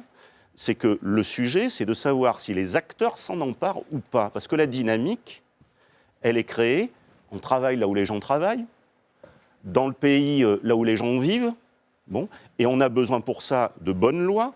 Il y en a qui ne sont pas bonnes, donc de bons cadres juridiques. Mais là où les choses changent dans la vie des gens, c'est quand les gens s'en emparent et on voit les effets concrets. Bon, et c'est ça le vrai sujet, je pense, qui est un vrai sujet démocratique d'ailleurs, pour notre pays, mais pas que pour notre pays. Regardez les questions européennes aujourd'hui. Moi, j'ai toujours dit, il n'y a pas de mauvais niveau de production de la norme. Moi, je les mets tous. Hein. Il y a un niveau mondial. Des fois qu'on n'aurait pas compris, donc on est dans une économie mondialisée, on a besoin d'une régulation mondiale. L'OIT, elle sert à ça. On a besoin de ça. On a besoin d'un niveau européen. Ça, vraiment ? Comment ? Est-ce que c'est possible ? C'est possible. Les conventions de l'OIT, elles existent. Alors, pour nous, qui sommes dans des pays développés, on sort d'une longue réunion qui est annuelle à Genève avec l'OIT. C'est très, très intéressant quand vous y participez. Vous n'apprenez pas grand-chose et ça ne vous apprend pas grand-chose au niveau de ce qui se passe dans vos pays. Enfin, c'est comme quand on discute du dialogue social dans une très grande entreprise. Bon. Est-ce que les très grandes entreprises ont vraiment besoin, passent leur temps à scruter la convention collective, le code du travail, etc., en permanence? Enfin, celles et ceux qui sont payés pour ça, oui, c'est leur métier. Enfin, dans la vie de tous les jours, vous n'êtes pas là à vous dire « Ah mince, que dit la convention collective là-dessus ?» Enfin, ça n'existe pas, ça, franchement. Bon, je dis ça sans mépris par rapport à ça, hein, je suis un syndicaliste. Bon. Sauf que dans la pratique, il y a toute une série de choses qui sont assez évidents. Bon. Et c'est le choc qu'on a, nous, en France, d'ailleurs, quand on parle de ça avec des petites entreprises, que ce soit avec des chefs des petites entreprises, comme avec les salariés des petites entreprises. Ce qui est une évidence ailleurs ne l'est pas du tout, parce qu'on en est démunis. Et au niveau de l'OIT, vous le voyez bien, enfin, il y a des sujets dont on discute, si j'ose dire. Il y a des choses sur lesquelles on s'empaille, nous, en France. On aimerait bien que dans un certain nombre de pays, on en soit là. La liberté syndicale est une évidence, même s'il y a de la discrimination en France, il y a des pays où elle ne l'est pas. Là, on est en train de parler de la forme de la négociation, de la place du contrat, etc. On parle de la protection sociale, d'un meilleur fonctionnement de la protection sociale. Il y a des pays dans lesquels on n'en est pas là. Bon, donc oui, on a besoin de ces normes, et on les voit, elles ne sont pas simplement théoriques. Tous les problèmes de droit du travail différents selon les pays, tous les problèmes de coût du travail, tous les problèmes qu'on est en train de traiter avec le détachement des salariés européens aujourd'hui, et qui renvoient par exemple à des différenciations de protection sociale, de niveau de cotisation sociale et de niveau de couverture sociale, ces problèmes-là, ils sont concrets pour nous, ils sont en train de dynamiter des pans entiers de l'économie française parfois, de secteurs d'activité, à cause d'une concurrence inégale et faussée. Bon, donc c'est de ça dont on parle. Donc on a vraiment besoin de ces réglementations-là, mais ces réglementations-là, on en a besoin pour les mettre en œuvre et pour les appliquer, pour s'en emparer. Et je crois que c'est le vrai sujet de la démocratie, et c'est le vrai sujet syndical, patronal, tout ce que vous voudrez, c'est qu'à un moment donné, il faut qu'on se pose cette question-là de la façon dont notre action, la réglementation qu'on peut produire, la norme qu'on peut produire, est un élément vivant, concret et pratique de la vie des entreprises. Alors, dans le dialogue, moi je parle souvent de ça, je dis souvent, il y a des points de vue qui s'expriment. Donc le point de vue, on l'entend souvent au sens des opinions différentes. Bon, c'est parfait, on n'est pas obligé toujours d'être d'ailleurs d'opinions différentes, il arrive qu'on soit d'accord, mais bon, c'est la démocratie, et bon, ça fait partie effectivement du dialogue. Mais le point de vue, c'est aussi l'endroit d'où on voit les choses. Bon, nous, on voit les choses, c'est notre fonction, c'est notre rôle, du côté des salariés. Bon, un chef d'entreprise voit les choses du côté de l'entreprise. Bon, voilà. Ce qui ne veut pas dire que nous sommes totalement imbéciles et que même du côté des salariés, on ne puisse pas comprendre qu'une entreprise a des contraintes, des problèmes de compétitivité, etc. etc. Bon, de même qu'un chef d'entreprise n'est pas forcément assoiffé d'opprimer les salariés, etc. J'allais vous dire, cette dichotomie entre entreprise-salarié. Non, mais quand je dis point de vue, c'est que effectivement, on ne regarde pas les choses du même endroit, on n'y a pas exactement les mêmes intérêts non plus. Voilà, il y a des endroits sur lesquels les intérêts convergent, il y en a d'autres où ils ne sont pas convergents, mais la démocratie, c'est ça. La société n'est pas constituée de gens qui vivent tous de la même chose, qui sont tous placés au même endroit. Il y a donc des intérêts qui peuvent être des intérêts différents et qui s'affrontent. Voilà. Tout le sujet, c'est comment est-ce qu'on régule ça. Et quand il y a de l'affrontement, il y a de l'affrontement. Voilà. Mais le but, c'est si possible de l'éviter par le biais effectivement de compromis, etc., etc. Mais le point de vue, c'est très important. On parlait de la loyauté, c'est un élément déterminant de la négociation. Mais c'est très utile. Alors, il n'y a que des gens qui savent tout sur tout. Donc les syndicats connaissent tout, les chefs d'entreprise connaissent tout. Entre les deux, le réel, c'est que nous, on a pensé à tout parce qu'on est géniaux. Je concède qu'il nous arrive à nous d'avoir oublié certaines choses, d'avoir négligé certaines choses. Et l'intérêt d'un dialogue et d'une négociation, d'ailleurs, et ou d'une concertation, je mets tout dedans, c'est qu'il arrive qu'il y ait des choses qui soient dites entre guillemets par la partie qui est toujours adverse, puisqu'on est en France, on est toujours dans une partie adverse, qui ne sont pas complètement idiotes. Il y a même des situations dans lesquelles on n'y avait pas pensé. Il ne faut pas le dire. Il ne faut pas le dire. Nos congrès syndicaux nous arment de mandats qui ont tout prévu, et les organisations patronales rayonnent évidemment par le fait qu'elles savent tout sur tout également. La pratique est différente. La pratique est différente. Et si je reviens à ce qui se passe là au niveau des ordonnances sur modifiant le Code du travail, il y a une concertation qui se mène. Le terme de concertation est le bon. Hein. Je ne négocie pas, moi, un accord qui a valeur légale, contraignante, avec des gens qui ont en charge, par le peuple français, avec une souveraineté différente, l'écriture de la loi ou de la réglementation, en tout cas. Bon, donc c'est bien de la concertation. Par contre, dans cette concertation, elle fonctionnera, mais on va voir si elle va fonctionner ou pas.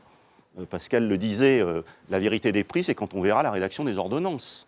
Bon, mais il y a des sujets qui sont abordés dans cette concertation, dans lesquels, alors moi en tout cas dans les contacts que j'ai eus, nous avons dit, nous, des choses qu'on pensait, qu'on portait, c'est notre rôle, et le gouvernement nous a dit des choses auxquelles il réfléchissait. Et il y a des choses auxquelles il réfléchissait qui n'étaient pas totalement imbéciles quand même. bon, qu'on pouvait entendre. Bon, il y a des vrais sujets, même si c'est des sujets qu'on n'a pas forcément abordés. Le problème, c'est comment est-ce qu'il va arbitrer. Et ça, c'est un choix politique. Oui. Et là, on le saura quand on verra les ordonnances. Je termine juste sur la loi d'habilitation. Bon, donc nous venons de prendre connaissance par le biais d'une excellente AEF qui se l'est procurée. Alors, est-ce que c'est le bon projet? Est-ce que ce n'est pas le bon projet? On le verra la semaine prochaine au Conseil des ministres. Bon. C'est un exercice qui est complexe quand même, hein. La loi d'habilitation, vu le calendrier qu'a mis en place le gouvernement, elle devrait être proposée au Parlement aux alentours de la 3e semaine de juillet. Bon. Il faut donc que le Conseil des ministres l'adopte avant de la proposer au Parlement. C'est quand même assez obligatoire. Bon. Fatalement, le gouvernement anticipe sur, Pascal l'évoquait, les sujets qui sont soumis à discussion. La concertation avec les partenaires sociaux, elle est étalée, grosso modo, presque jusqu'à la fin juillet, enfin quelques jours près. Bon. Donc il y a des sujets qui apparaissent, je les ai repérés, dans ce projet de loi, qui n'ont pas du tout été discutés avec nous. Bon. Puisque c'est beaucoup anticipé. Bon. Donc évidemment, moi je suis comme tout le monde. Il y a des choses, quand je les vois, j'ai failli tomber de ma chaise. Et je me suis dit, bah, mince, ils ne nous l'avaient pas dit ça. Alors, il y a sans doute des choses qu'on nous aura cachées, on verra bien, mais il y a un problème d'articulation du calendrier. Et effectivement, est-ce que c'est simplement la nécessité juridique, constitutionnelle d'anticiper dans ce processus, ou est-ce que c'est la volonté de nous sortir un petit quelque chose de derrière les fagots et de nous le prendre à la dernière minute pour qu'on soit surpris, qu'on ne puisse pas réagir? Point d'interrogation, je ne fais pas procès d'intention, mais nous verrons bien dans le contenu des ordonnances. Voilà. Mais je pense que sur le fond, et c'est pour ça que je reviens, et j'aurais terminé, sur la question de l'acceptation sociale. Le but, ce n'est pas de nous faire plaisir.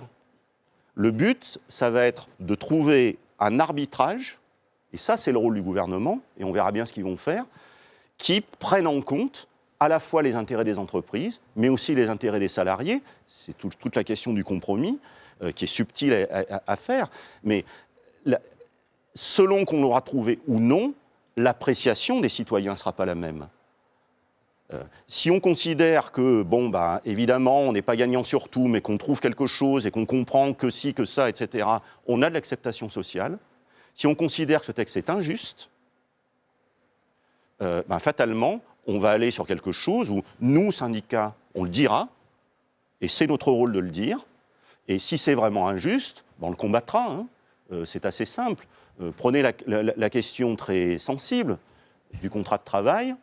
Bon, je pense qu'on peut dire, ça a été même conforté par des déclarations publiques de la ministre du Travail, que le gouvernement n'entend pas, fût-ce par ordonnance, nous dit-il, toucher à l'ordre social qui définit le contenu, le cœur du contrat de travail. Moi, je lui en donne acte.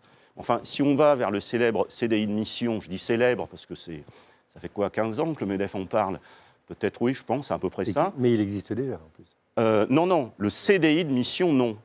Non. Le CDD, oui. Le CDI, non. Bon. Donc, si on veut aller vers un contrat de travail qui existe en partie aujourd'hui sur le contrat de chantier, qui lui est bien un CDI, qui contient dans son contenu même les conditions de la rupture du contrat de travail, et si on le généralise, on est dans une situation où alors là, effectivement, on va sortir les barbelés et ça va mal se passer. Mais ça ne va pas mal se passer parce que nous, on va se fâcher, nous, Pascal, moi ou d'autres. Si avec ça, ça ira encore. Mais c'est parce que ça sera ressenti par les salariés pour ce que c'est. C'est-à-dire une situation de fragilisation complète, parce que le contrat de travail procède quand même toujours d'un rapport individuel, qui est un rapport inégal entre le patron qui embauche et le salarié qui lui est soumis. Voilà. Donc là, c'est un vrai sujet. Donc si on va vers ça, qui va être une façon d'affaiblir le contrat de travail, en le généralisant au-delà de ce qui est déjà rendu possible par des nécessités économiques, enfin, un chantier, on sait qu'il a une fin. Bon, voilà. Et s'il dure plus que ce que peut durer un CDD, on a besoin d'avoir un CDI. Bon, ça a été négocié, c'est encadré par un certain nombre de branches.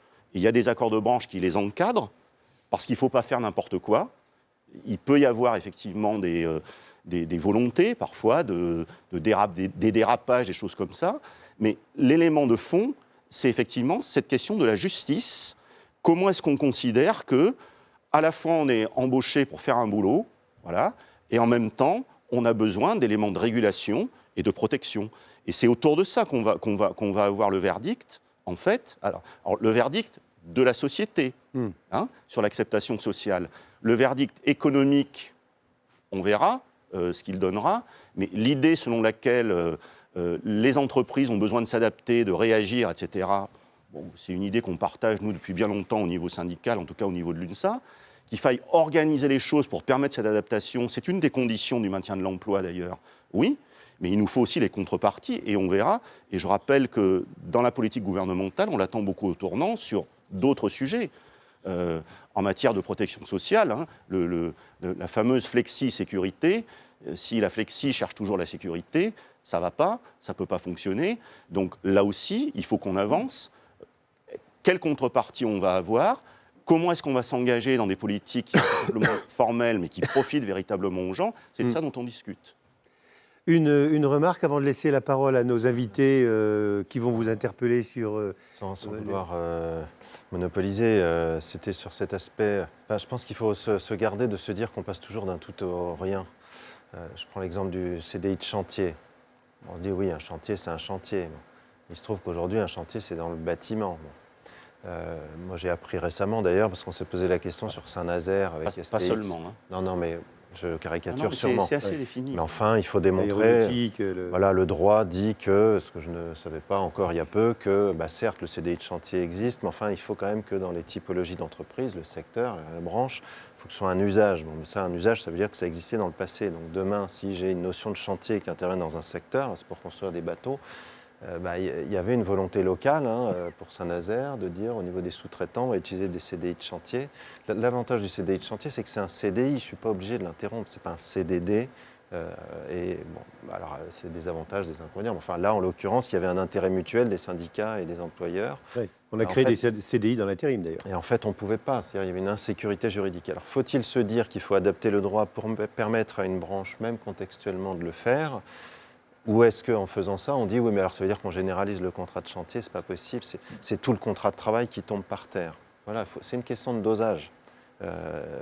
Mais en même temps, ne rien bouger, à un moment donné, il y a des opportunités économiques qui tout simplement ne se feront pas. Mais, là où M. Berry a raison, c'est qu'il dit qu'il faut en même temps aborder le problème de la protection sociale. Bien sûr. Parce qu'effectivement, c'est la manière d'atténuer les conséquences de la rupture éventuelle du contrat de travail. Madame Tilloy ? Oui, moi, j'étais très, très d'accord avec vous sur ce que vous disiez, sur la sensation des gens de ne plus être représentés. On a énormément de salariés aujourd'hui qui se posent la question du sens et qui, en fait, ne comprennent plus ce qui se joue dans les instances représentatives du personnel. Et d'ailleurs, on s'est demandé comment on faisait pour qu'ils s'y réintéressent de façon à ce que ça donne aussi de l'enjeu et du vrai enjeu à ces instances pour que les managers eux-mêmes s'y réintéressent. Du coup, la question de comment on fait, comment on fait de ces sujets des sujets de tout le monde dans l'entreprise, c'est absolument stratégique. Et vous avez raison de dire qu'en fait, ce n'est pas vous qui allez vous fâcher avec le gouvernement, mais c'est le pays qui potentiellement peut se fâcher avec lui-même. Simplement, on voit bien la nécessité qu'il y a à ce que les gens n'aient pas de représentation et qu'il y ait de la pédagogie à faire. Et la question, c'est allez-vous avoir le temps de faire votre propre pédagogie ? Parce que chacun est en charge de sa pédagogie vis-à-vis de ses mandants, parce que avant que les gens acceptent la pédagogie du camp adverse, si je puis dire, il faut qu'ils soient prêts en fait, à entendre la pédagogie de ce qu'ils considèrent comme leur propre camp. Et du coup, est-ce que vous pouvez porter cette pédagogie ? C'est un des sujets qui est posé par l'urgence, entre guillemets. Et quand on fait ça, effectivement, pendant l'été, voilà. D'ailleurs, il y a des fins politiques assumées. Tout le monde a compris pourquoi c'est cet été que les choses devaient se passer. Bon, voilà. Donc, mais c'est un des vrais sujets qui nous est posé à nous, mais qui est posé sur tout un tas d'autres sujets de la politique d'ailleurs. Voilà. Comment est-ce que dans ce pays, on réussit à combiner l'information des citoyens, le fait que... moi, je trouve qu'on a beaucoup dépolitisé les choses.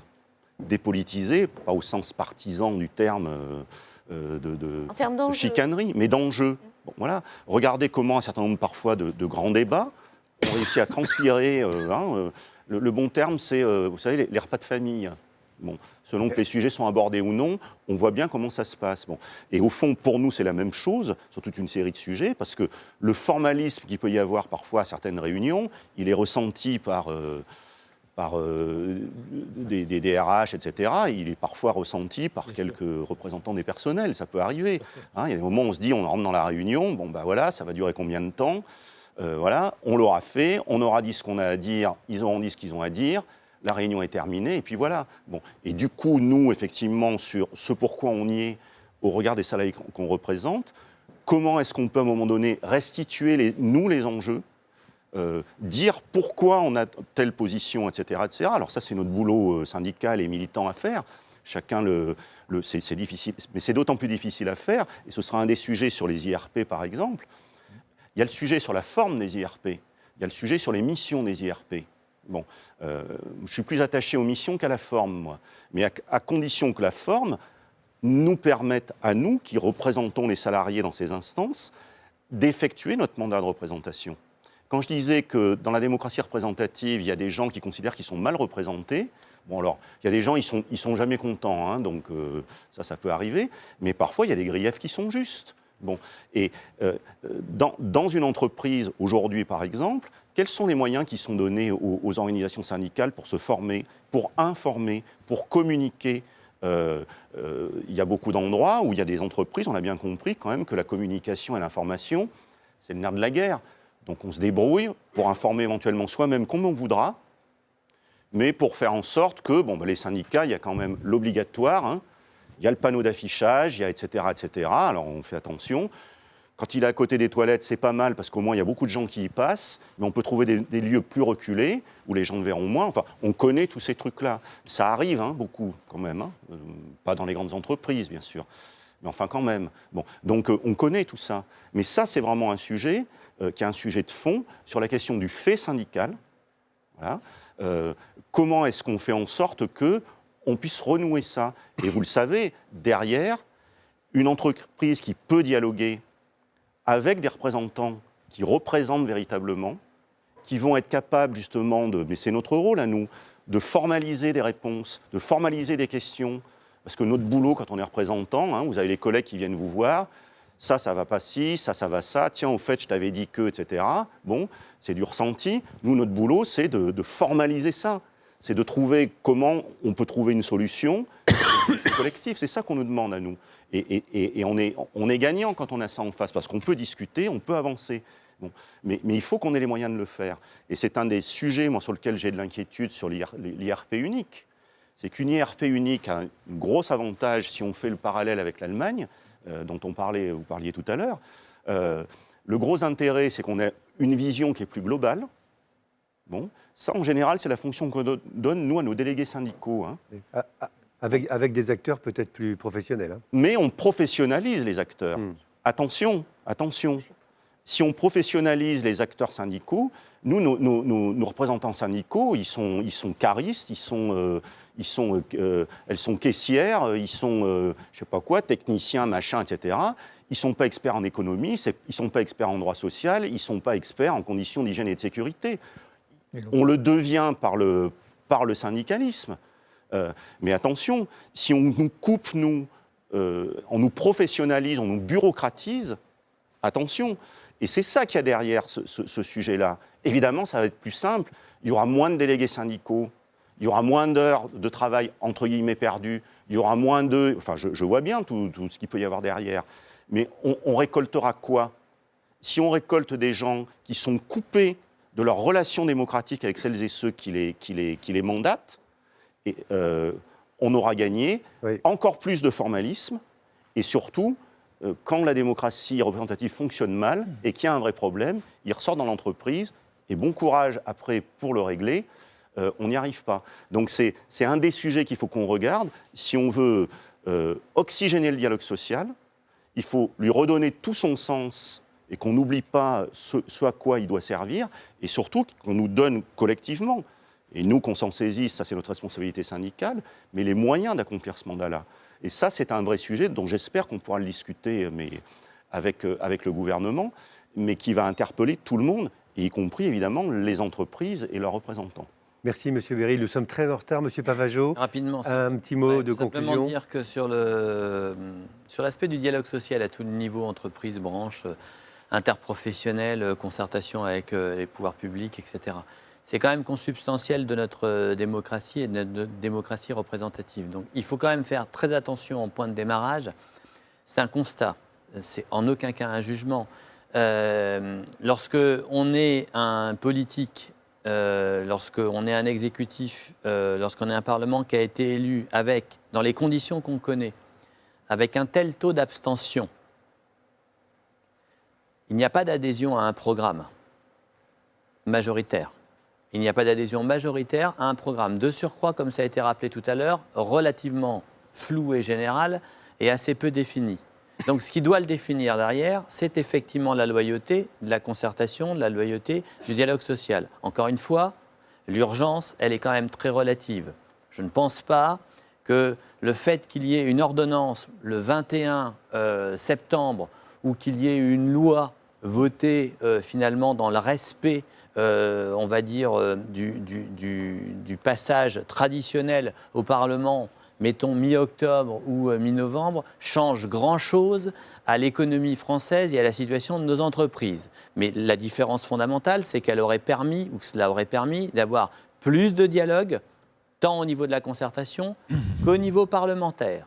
Donc il faut faire attention à cette urgence réelle dans des conditions dégradées, avec un gouvernement et avec un Parlement où il n'y a plus d'ouvriers et beaucoup d'inexpérimentés sur des sujets qui vont être à enjeu majeur pour l'ensemble de la réalité du dialogue social à tous les niveaux. Premier élément. Deuxième élément, puisqu'on l'a dit très brièvement, la question des instances représentatives du personnel et donc du dialogue social à l'échelle de l'entreprise. Le rôle du délégué syndical, nous y tenons. Oui. Attention à ce que, par exemple, le CHSCT, qui est quand même une instance extrêmement, effectivement, spécifique et attendue collectivement et individuellement par les salariés, eu égard à ce qu'elle représente en termes de décision, en termes d'arbitrage parfois, ne perde pas, par exemple, sa personnalité juridique. Attention à ce que les cadres d'expertise du dialogue social ne soient pas noyés dans une espèce d'instance unique du personnel, voire intégrant également le délégué syndical. Le délégué syndical, ce n'est pas un représentant du personnel. Tout à fait. Le délégué syndical, il a derrière le back-office de l'organisation syndicale, il a derrière, effectivement, ce n'est pas du tout un gros mot, l'idéologie au sens de la culture syndicale et donc l'analyse juridique. Il a l'expertise des conseillers prud'homaux. Il a la capacité, via la branche, du négociateur de branche de son organisation syndicale, de lui expliquer le sens même de l'accord qu'il est en train de négocier, ce qui n'est pas le cas du représentant du personnel s'il n'est pas syndiqué, qui est un représentant de ses collègues de travail et qui ira chercher l'expertise uniquement au niveau du DRH ou du chef d'entreprise qui est lui-même son surnégociateur. Donc attention à tous ces éléments-là. De surcroît, rappeler que l'on veut tout renvoyer sur l'entreprise en affaiblissant la négociation d'entreprise par l'affaiblissement de la branche et en divisant par 3 le temps de délégation syndicale ou les mandats syndicaux à l'échelle de l'entreprise, ça conduira à moins de dialogue social dans l'entreprise, à moins d'accords au niveau interprofessionnel et à un affaiblissement global des organisations syndicales. Lorsque l'on met tout cela ensemble, c'est la démocratie à un moment donné qui en pâtit, et lorsque le rapport de force doit s'établir, alors dans ces cas-là, c'est potentiellement insurrectionnel. Oui, c'est la raison pour laquelle, effectivement, ça peut être une faille dans la restauration du dialogue social qui était le thème de ce jour. Et écoutez, Madame, Messieurs, je vous remercie infiniment de ces échanges et de la richesse de vos propos et de vos contributions. Il est temps pour nous de conclure. Je vous propose, pour nos invités, de poursuivre les échanges avec nos intervenants dans ce moment convivial qui nous est réservé maintenant. Et il me reste à vous souhaiter un très bel été, puisque en fait nous sommes à l'horizon, à l'orée du mois de juillet, en espérant effectivement que pendant cet été, un certain nombre de choses ne se passeront pas d'une manière déloyale, comme nous l'avons bien compris.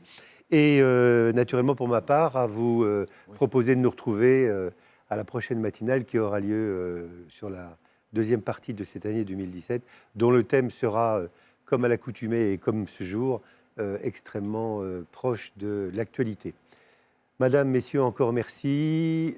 Mesdames et messieurs, je vous remercie de votre participation.